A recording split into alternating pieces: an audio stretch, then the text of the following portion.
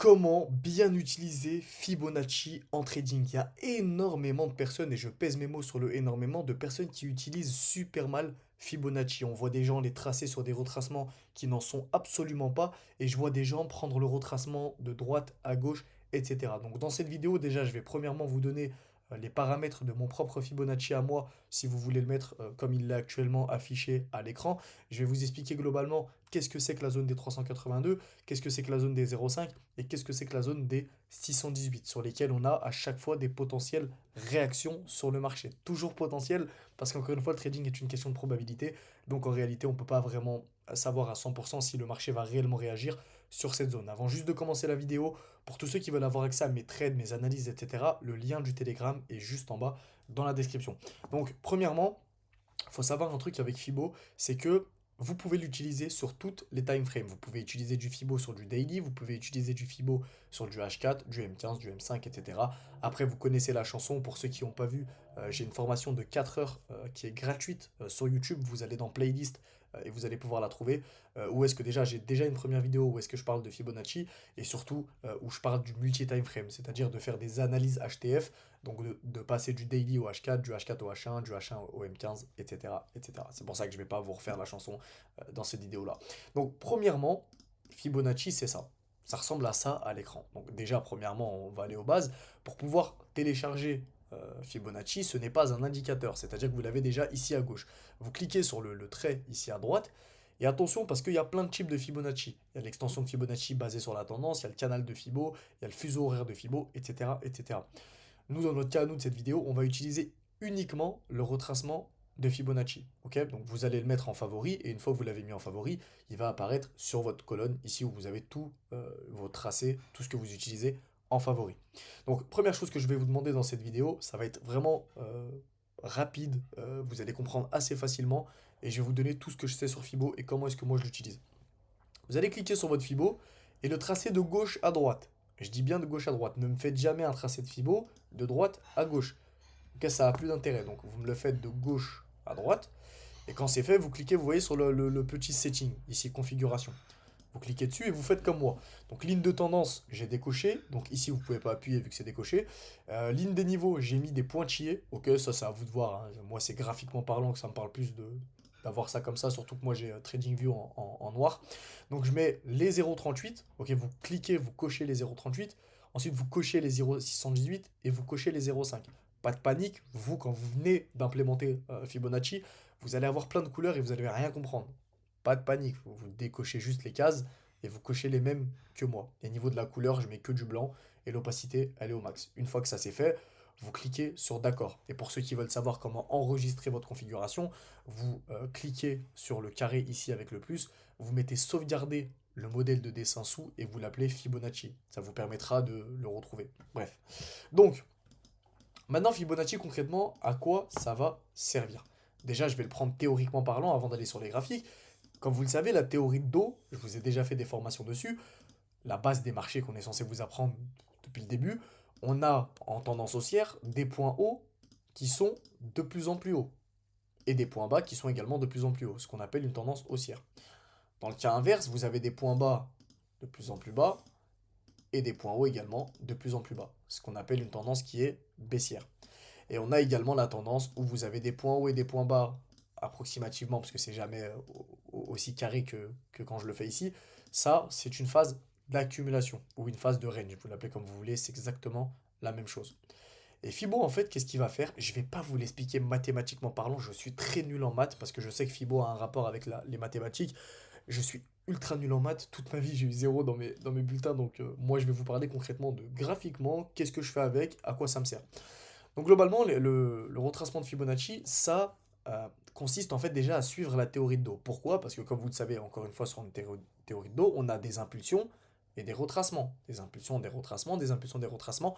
Vous ne verrez jamais dans votre vie, même s'il y a une crise mondiale, un marché partir dans un sens sans aucun retracement pendant des semaines et des jours et des jours et des jours. Ça n'existe pas. La théorie des marchés, c'est ça. C'est qu'il y a des acheteurs. Au bout d'un moment, les acheteurs s'essoufflent. Il y a des vendeurs. Il y a des acheteurs, il y a des vendeurs ainsi de suite. Donc le but de Fibo, quand vous allez le prendre ici en main, c'est que vous allez pouvoir tracer le bas d'une impulsion jusqu'au haut de cette impulsion pour avoir une zone. Donc je vais le faire par exemple dans cet exemple-là, je vais prendre le point bas ici et je vais prendre le point haut ici, hein. Je rappelle que c'est le point haut où vous voyez ma souris, c'est juste que graphiquement, poussez votre souris à droite, que vous soyez au pavé tactile ou à la souris, c'est la même chose, parce que si vous faites ça, bah, globalement, visuellement, Fibo, il est bloqué à gauche. Donc nous, on le veut bien étendu à droite. Donc vous voyez, vous le montez ici et vous glissez votre souris à droite. Et ensuite, vous cliquez sur votre souris.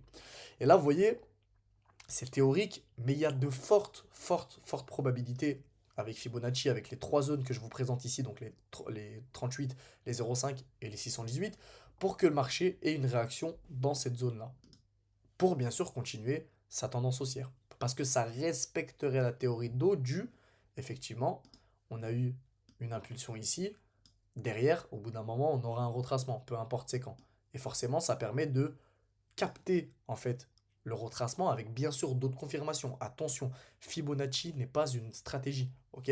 Fibonacci n'est pas une strat, Fibonacci n'est pas un truc magique tout seul, ça fait partie d'une strat entière. Vous voyez, moi, c'est une confirmation en plus. Pour vous dire, Fibo en réalité, c'est même pas un truc sur lequel, comment vous dire, c'est pas un truc obligatoire dans ma stratégie. Par contre, c'est une très grosse confirmation en plus. Et je vais déjà avoir mes zones de Fibo tracées pour voir si avec ma strat, on est en confluence avec Fibo justement. Et du coup, ça va nous permettre de capter où est-ce que potentiellement, encore une fois, toujours parler en probabilité, le marché peut se retourner pour faire son retracement et pour pouvoir justement pouvoir prendre l'achat dans la bonne zone avec des confirmations pour pouvoir justement aller chercher le nouveau plus haut. Ok, donc Fibo, c'est ça. Ça marche exactement pareil sur une tendance baissière.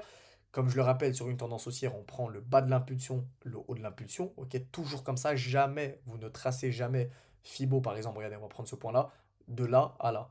Vous voyez bien que là, ça n'a plus de sens. Le 618, il se retrouve en haut. Le 32 se retrouve en bas. Vous captez bien que si vous captez qu'on compte de 1 à 10, que ça n'a pas de sens. Sur une tendance baissière, c'est littéralement la même chose. Ok, donc sur une tendance haussière, vous le prenez de là à là. Sur une tendance baissière, c'est la même chose. Donc par exemple, je vais prendre ce point-là et ce point-là. Comme je vous ai dit, je vais toujours prendre le machin à gauche.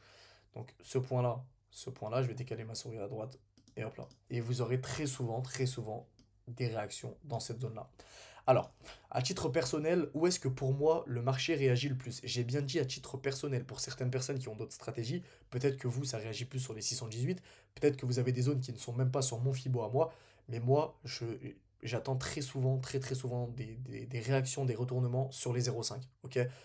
Les 0,5, comme vous le savez, sur Fibo, pour ceux qui s'y connaissent et qui vont regarder cette vidéo, c'est quelque chose d'énormément puissant. Donc c'est la même chose ici. Là où ça va pas trop servir à grand chose, Fibo, c'est dans une phase de range, parce qu'on a des points hauts à la même hauteur et des points bas à la même hauteur. Alors on a toujours des retracements, mais la plupart du temps, ils vont pas être énormément respectés. Donc ouais, forcément, hein, ça va un peu casser la zone. Et dans tous les cas, pour moi, c'est un avis personnel, mais ne tradez pas les accumulations et les ranges, euh, car c'est juste que le marché est en incertitude et qu'il est en train de réfléchir à où est-ce qu'il va aller, dans quel sens. Donc soit il pète à la hausse, soit il pète à la baisse. C'est toujours comme ça.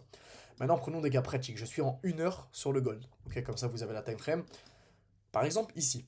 Est-ce que je vais m'amuser avec Fibonacci à zoomer sur cette accumulation? Globalement, c'est totalement une accumulation dans cette zone-là. Donc, du mardi 24 février, 3 heures du matin, jusqu'à à peu près le vendredi 27 à 14 heures. Après, on est sorti de l'accumulation à la hausse. Est-ce que je vais m'amuser à prendre Fibo et à faire ça? Ok, je prends ce point en bas là. Il a dit qu'il prenait l'impulsion, donc ici. Ouais, bah, il dit n'importe quoi, ça respecte pas. Là, ça a transpercé avec avec la mèche de la bougie, etc. Non.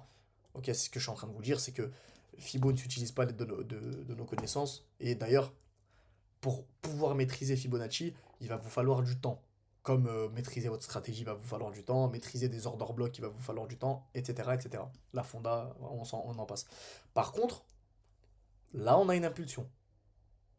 Là, on a une impulsion. Donc le marché ici, pour moi, de ce point bas-là, vous voyez, globalement, on sort de cette accumulation-là, de ce point bas-là à ce point haut-là ici, parce que je prends bien toute l'impulsion haussière, je ne m'arrête pas, vous voyez, je prends pas Fibo, globalement, je le prends pas jusque ici, jusqu'à le haut de cette bougie-là, non, je le prends sur toute l'impulsion et je trace, encore une fois, je bouge ma souris à droite. Et qu'est-ce que vous pouvez remarquer dans cette situation-là, sur cette impulsion haussière? Il y a eu un retracement exactement un peu comme enfin, c'est pas exactement comme, c'est pareil que la théorie, c'est juste que c'est un peu plus complexe, étant donné qu'on est devant les bougies, c'est pas la même chose, c'est pas aussi beau que graphiquement, que théoriquement, excusez-moi. Donc, on a eu cette impulsion, forcément qu'il va y avoir une correction. Et qu'est-ce qu'on a eu? On a eu notre correction. Donc encore une fois, ça suit la théorie de dos. On a eu point haut ici. Là, on a un point bas. Donc on pourrait s'attendre à un point haut, point haut. Probablement, encore une fois, probablement. Et là, c'est parce qu'on a eu la preuve, on a eu un retournement de marché. Mais par contre, force est de constater que dans cette zone-là, on a très bien réagi sur les 618, on a très bien réagi ensuite sur les 0,5, il y avait un achat à prendre. Alors, est-ce que moi, les gars, à ce moment-là, je serais rentré? Non. Il est 19 h, on est lundi, j'ai aucune autre confirmation mis à part Fibonacci, mais force est de constater qu'effectivement, oui, il y avait un achat à prendre. Ok. Pour des gens peut-être qui ont d'autres strates. Moi, personnellement, c'est pas mon cas. Et regardez qu'est-ce qui se passe juste ensuite. On a casser cette structure-là et toute cette accumulation-là. Donc on a fait ici un plus bas, enfin un plus haut, excusez-moi, qui est plus bas que le précédent.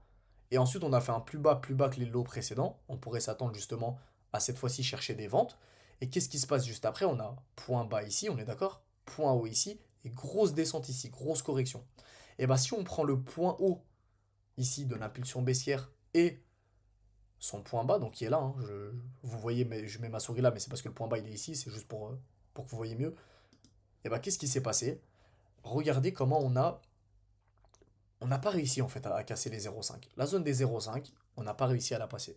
Et finalement, vous le voyez, on a un rejet sur la zone des 0,5, on a deux rejets sur la zone des 0,5.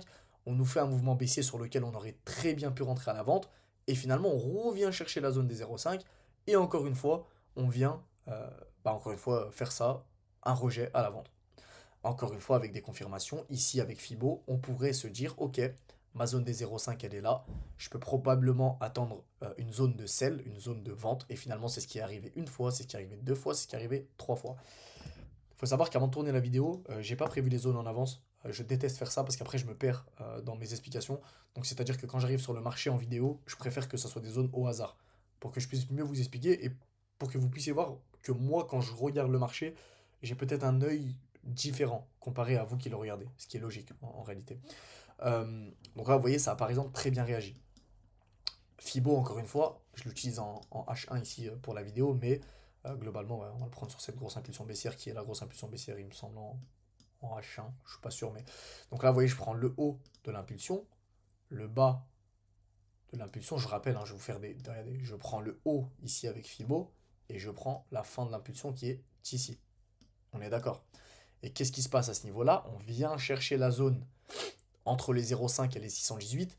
Et finalement, là, on a un premier rejet, un premier mouvement baissier. Finalement, on a un haut qui est plus haut que le précédent, donc on est en construction d'une tendance haussière. Et finalement, ce niveau-là, on accumule un peu, on a un peu du mal à passer et il y a un très court move à prendre. Enfin, très court move. Je rappelle qu'on est en H4.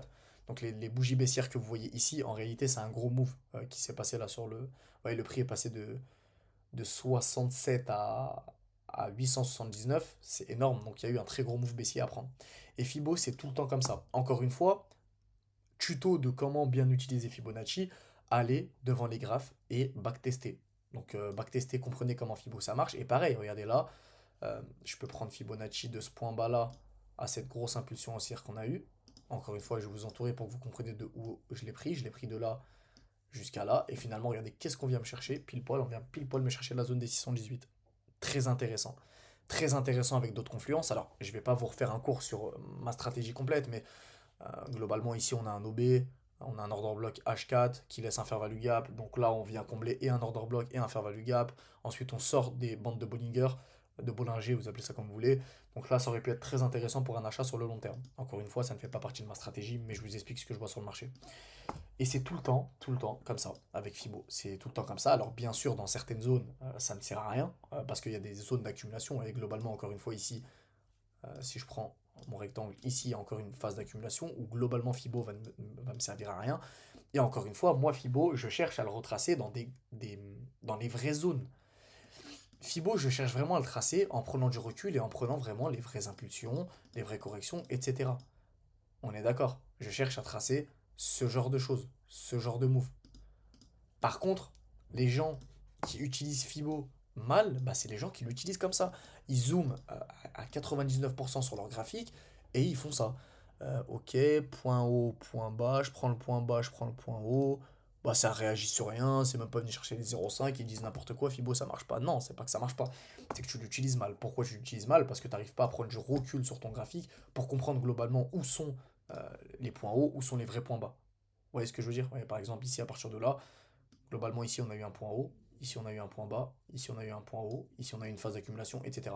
C'est pour ça que dans une vidéo YouTube, vous pouvez aller voir, hein, tout est gratuit dans la playlist.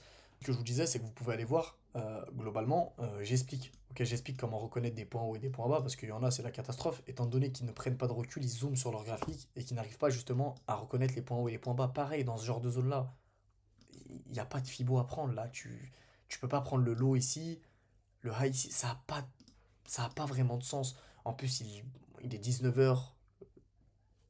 Enfin, il est 19 heures, vous m'avez compris. Hein. Voilà. Où est-ce que j'ai mis ma souris? Il n'y a pas vraiment de volume. Vous voyez, les bandes de Bollinger, globalement, elles sont un peu resserrées parce qu'il n'y a pas énormément de volume à ce niveau-là. Mais Fibo, c'est très, très, très, très, très, très puissant. Très puissant. Je vais vous donner un autre exemple. Ici, globalement, on pourra en avoir un. Le point bas, le point haut, ici. Encore une fois, on vient me chercher entre la zone des 0,5 et la zone des 382. Encore une fois, alors là, il y en a qui vont me dire, ouais, mais t'étais bien marrant, mais bah, globalement, comment on sait si, enfin, comment on sait si on achète sur la zone des 0,38, des 0,5 ou des 618? C'est une question de backtest. C'est une question de graphique. C'est une question de prendre du temps, à passer du temps devant les graphiques. Je parle dans le cas où vous êtes bien sûr débutant et que vous apprenez le trading. Si vous regardez cette vidéo comme moi et que vous êtes déjà financé et que votre strat vous l'avez déjà, etc., c'est autre chose. Vous n'avez pas passé votre temps à regarder les graphiques pour voir où est-ce que vous pouvez placer un Fibo, etc. Mais globalement, moi, à titre personnel, encore une fois, de ma stratégie à moi, la zone des 0,5, c'est celle où j'attends le plus de réactions. Ok. Donc la plupart du temps, moi, ce qui va se passer, c'est que quand le marché va arriver dans cette zone, bah, la zone des 38, c'est pas que je vais pas la calculer, parce que sinon je l'aurais enlevé de mon Fibonacci, parce qu'il y a très souvent, ça arrive, qu'il y a des réactions sur les 0,38. Mais globalement, dans ma strat à moi et dans mon backtest, dans ma data sur ma stratégie, je préfère attendre plus un retracement dans cette zone-là, plus dans la zone des 0,5, comme on l'a vu en début de vidéo qui avait très bien fonctionné, euh, et franchement qui était top. Après, bon, vous allez sûrement vous demander, ouais, mais toi tu préfères les tracer en quel time frame? Alors moi j'aime bien le M15 et le 1 heure pour Fibo. Encore une fois, ça dépend de vous. Euh, Pas vraiment de science, enfin de réponse exacte, ça n'existe pas, je- pour moi. Et ouais, là c'est pareil, regardez. Très, très bel exemple, parce qu'on a une tendance baissière, excusez-moi, qui est très bien dessinée. Regardez, boum, théorie de dos, je le répète, qu'est-ce qu'on a à ce niveau-là? On a un point bas ici. Ensuite, on a un point haut. Ce point haut, il est plus bas que le précédent. Finalement, qu'est-ce qu'on a juste après? On a un point bas plus bas que le précédent. On a un point haut ici plus bas que le précédent. On comprend qu'on est en train de créer une tendance baissière. Donc finalement, là je suis en M15, mais ça peut être intéressant de se dire, oh, ok, on avait une tendance haussière, finalement on a fait un choche, donc un change of character, un changement de structure, pour ceux qui appellent ça comme ça, je m'en fous un peu de l'ICT-SMC, enfin des termes en général. Donc ça peut être intéressant de se dire, ok, sur cette impulsion baissière-là, probablement, où est-ce que le marché peut réagir? Ok, le marché il peut peut-être réagir sur les 0,5. Sur les 0,5, j'ai un fair value gap M15. Ça peut être intéressant. Qu'est-ce que j'ai d'autre comme confluence? Encore ça, ça dépend de votre stratégie. Mais là, qu'est-ce qu'on voit? On vient pile poil me chercher, boum, la zone des 0,5. On rejette la zone des 0,5. J'en sais rien comment est-ce que vous placez vos SL. Moi, dans tous les cas, ça fait pas partie de ma strat de rentrer sur des trades comme ça. Mais là, globalement, il y avait un très beau trade à prendre. Et regardez, ça a marché quasiment à chaque fois. Parce qu'encore une fois, Fibonacci suit la théorie de dos. On a eu un nouveau point bas, on a eu un nouveau point haut, on a eu une nouvelle impulsion qualité baissière, et finalement, regardez, hop, si j'arrive à récupérer le point, boum, là pour le coup, ça n'a pas vraiment été respecté, et on est plus allé chercher une zone OTE un peu plus haut sur d'autres chiffres, bon bref. Donc voilà, moi personnellement les gars, Fibo je vais l'utiliser comme ça. Encore une fois, ça sert à rien d'aller faire le tour de chaque vidéo YouTube pour vous dire ouais mais pourquoi lui il met ses chiffres, mais pourquoi lui il met ça, et pourquoi lui il l'a tracé de là à là et l'autre il l'a tracé de là à là. Ça dépend de votre vision sur les marchés. Il n'y a pas de science exacte, c'est vraiment en fait, ok, venez sur les vidéos YouTube par exemple dans ma playlist pour comprendre comment gérer son money management, comment valider des PF, etc. Mais par contre, faites votre propre expérience sur les marchés. Passez du temps derrière les marchés, passez du temps derrière les graphiques à comprendre par rapport à votre stratégie. Vous voyez, parce que là, par exemple, moi, depuis tout à l'heure, les points que je vous montre, bah, quasiment tout le monde va utiliser Fibo comme ça. Moi, dans ma stratégie personnelle, je fais du scalping, c'est-à-dire que moi, mes trades en allez, 3 4 minutes, ils sont clôturés. C'est des très petites impulsions avec des 3 R, donc des 3 de risk reward. Je risque un pour gagner 3 dans ma stratégie. Euh, du coup, ça va être un peu moins intéressant. Je vais pas les utiliser dans des grosses zones la plupart du temps. Je vais pas me mettre en H4 et tracer des OTE H4, etc. Parce que dans ma strat, c'est du scalping, c'est du M1, M3, M5. Quand j'exécute ma position, c'est du M1, donc la plupart du temps, Fibo, c'est pas un truc que je calcule. Mais c'est très très très très très puissant. Et je pèse mes mots vraiment les gars sur le très puissant. C'était une vidéo très courte. Des vidéos comme ça, je vais vous en faire plein sur tout ce que j'utilise. Là, la prochaine, je pense que je vais la faire sur les bandes de Bollinger. C'est les bandes que vous voyez ici sur mon graphique avec la ligne orange au milieu, qui est très puissant. Vous voyez globalement, hein. À chaque fois qu'on sort de la bande de Bollinger, eh ben, on a une réaction. Et ici, on sort de la bande de Bollinger, on a une réaction à la vente. On sort de la bande de Bollinger à l'achat, à la vente, à la vente, à l'achat, à la vente, etc. Alors bien sûr, je suis pas en train de vous dire, les gars, mettez cet indicateur et achetez à chaque fois que ça sort et vendez à chaque fois que ça sort. Vous allez vous prendre que des stop loss parce qu'il faut voir d'autres choses derrière. Mais globalement, ça aussi, ça fait partie de ma stratégie. Merci d'avoir suivi cette vidéo, les gars. C'était court mais efficace. Le lien de mon Telegram gratuit, je précise bien sur le gratuit, est dans la description pour avoir plus d'infos sur mes trades, etc. Merci d'avoir suivi cette vidéo. On se retrouve pour la prochaine. Ciao, ciao.